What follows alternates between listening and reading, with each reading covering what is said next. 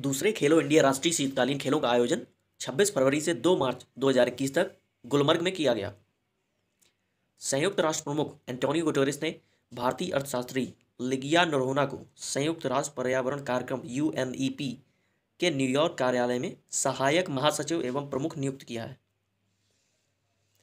Dilip Buildcon ने तमिलनाडु और पुदुचेरी में राष्ट्रीय राजमार्ग को 4 लेन बनाने वाली परियोजना के लिए सबसे कम बोली लगाने वाली कंपनी के नाम किया है।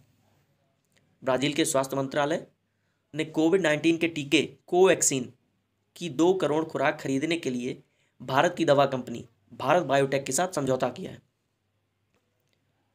केंद्रीय वित्त और कारपोरेट मामलों के मंत्री निर्मला सीतारमण ने चेन्नई में भारतीय प्रतिस्पर्धा आयोग CCI के क्षेत्रीय कार्यालय दक्षिण का वर्चुअल उद्घाटन किया। केंद्रीय मंत्री डॉक्टर जितेंद्र सिंह ने गुवाहाटी के पास नवीनतम प्रौद्योगिकी एकीकृत बांस उपचार संयंत्र का उद्घाटन किया।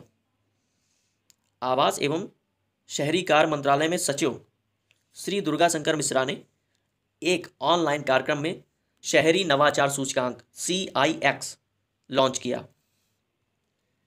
टिकट काउंटरों पर भीड़भाड़ कम करने के लिए और सामाजिक दूरी के नियमों का पालन सुनिश्चित करने के उद्देश्य से भारतीय रेलवे द्वारा UTS ऑन मोबाइल ऐप के माध्यम से अनारक्षित टिकटों की बिक्री की सेवा शुरू की जा रही है। पॉपीज ग्रुप ऑफ कंपनीज के संस्थापक A शक्तिवेल को federation of Indian export organisation FIO का अध्यक्ष चुना गया है।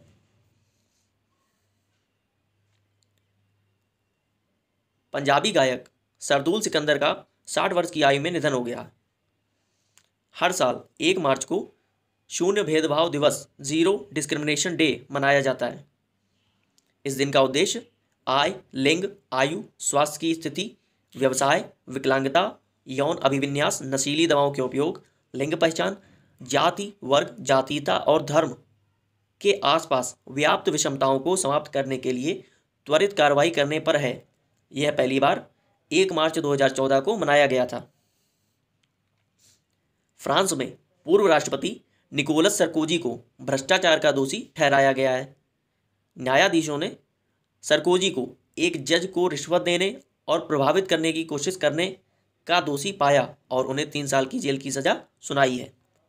सरकोजी, जिन्होंने 2007 से 2012 तक फ्रांस का नेतृत्व किया था, उन्होंने किसी भी गलत काम को करने से इनकार किया है। भारत सरकार के प्रमुख वैज्ञानिक सलाहकार ने स्वच्छ भारत फेलोशिप शुरू की। वेल्थ टू वेल्थ मिशन के तहत भारत सरकार के प्रधान वैज्ञानिक सलाहकार के कार्यालय ने स्वच्छ भारत फेलोशिप शुरू की है। यह छात्रों, सामुदायिक श्रमिकों या स्वयं सहायता समूहों SHG और नगरपालिका या सैनिटरी श्रमिकों को पहचानने के लिए शुरू किया गया है, जो वैज्ञानिक और सतत रूप से अपशिष्ट प्रबंधन की भारी चुनौती से निपटने में लगे हुए हैं। सामुदायिक भागीदारी को प्रोत्साहित करने के लिए लक्षित स्वच्छ भारत फेलोशिप उन छात्रों और सामुदायिक श्रमिकों से आवेदन आमंत्रित करता है जिन्होंने पिछले वर्ष कार्य किए हैं या वर्तमान में जागरूकता अभियान, संरक्षण, सर्वेक्षण और अध्ययन सहित अपशिष्ट प्रबंधन गतिविधियों में लगे हुए हैं।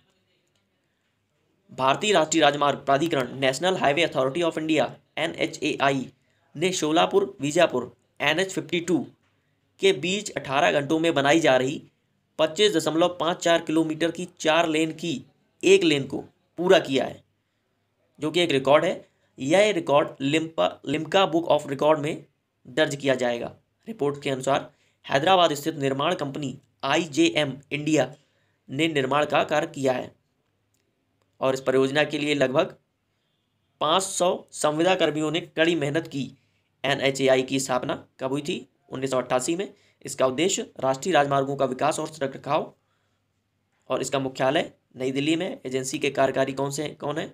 संजीव रंजन इस समय अध्यक्ष हैं। प्रधानमंत्री के संपर्क कार्यक्रम परीक्षा पे चर्चा का 4था संस्करण इसी महीने आयोजित किया जाएगा। इस कार्यक्रम के माध्यम से प्रधानमंत्री नरेंद्र मोदी आगामी परीक्षाओं के संबंध में स्कूल के छात्रों, शिक्षकों, अभिभावकों के साथ विचार मंथन करेंगे। कार्यक्रम के लिए पंजीकरण की प्रक्रिया MyGov प्लेटफॉर्म पर चल रही है और यह 14 मार्च तक खुला रहेगा। इस कार्यक्रम के प्रतिभागियों को माईगॉव मंच पर एक ऑनलाइन प्रतियोगिता के माध्यम से चुना जाएगा।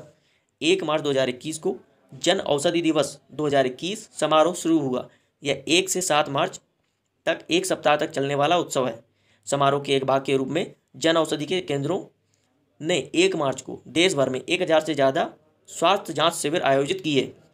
Bureau of pharma, PSU of India, BPPI, प्रधानमंत्री भारतीय जन शताब्दी की कार्यान्वयन एजेंसी 7 मार्च 2021 को सेवा भी रोजगार भी की थीम के साथ तीसरा जन औषधि दिवस मना रही है।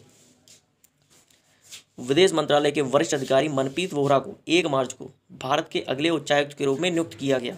1988 बैच के भारतीय विदेश सेवा IFS अधिकारी श्री वोहरा वर्तमान में मैक्सिको में भारत के राजदूत हैं। ऑस्ट्रेलिया के प्रधानमंत्री कौन है? Scott Morrison. सम्राट कौन है? एलिजाबेथ द्वितीय। और गवर्नर जनरल डेविड हर्ले। राजधानी ऑस्ट्रेलिया की कैनबरा। केंद्रीय युवा और खेल मंत्रालय ने नेशनल स्पोर्ट्स फेडरेशन NSF के रूप में gymnastic federation of India GFI की मान्यता बहाल करने का फैसला किया है। खेल मंत्रालय ने GFI अध्यक्ष को लिखे पत्र में कहा कि 2 पदाधिकारियों के चुनाव सुधीर मित्तल को अध्यक्ष और कौशिक विधिवाला को 2019 से 2023 के लिए कोषाध्यक्ष के रूप में मंत्रालय के रिकॉर्ड पर लिया गया है। खंडवा के भाजपा सांसद नंद कुमार सिंह चौहान का दिल्ली NCR के मेदांता अस्पताल में निधन हो गया। उनका कोविड-19 परीक्षण पॉजिटिव आया था और दिल्ली में उनका इलाज चल रहा था। चौहान ने 1996 से लोकसभा की खंडवा सीट का प्रतिनिधित्व किया। 2009 से 2014 के 5 साल की अवधि को छोड़कर जब वे कांग्रेस के अरुण सुभाष चंद्र यादव से हार गए थे। जबलपुर सांसद राकेश सिंह द्वारा प्रतिस्थापित किए जाने से पहले वह 18 अप्रैल 2018 तक मध्य प्रदेश के भाजपा प्रदेश अध्यक्ष भी थे। सामाजिक न्याय और अधिकारिता मंत्री थावरचंद गहलोत ने सुगम भारत ऐप और एक्सेस द फोटो डाइजेस्ट नामक एक हैंडबुक लॉन्च किया। सुगम भारत ऐप संवेदनशीलता को बढ़ाने के लिए एक साधन है। यह 5 मुख्य विशेषताओं के लिए प्लेटफॉर्म प्रदान करता है, जिनमें से 4 सीधे पहुंच बढ़ाने से संबंधित हैं। हैंडबुक में एक उपकरण के रूप में परिकल्पना की गई है और पोर्टेबिलिटी को समझने के लिए आसान, सुलभता और संबंधित अच्छे बुरे प्रथाओं के बारे में, 10 बुनियादी सुविधाओं के बारे में हितधारकों को संवेदनशील बनाने के लिए गाइड किया गया है।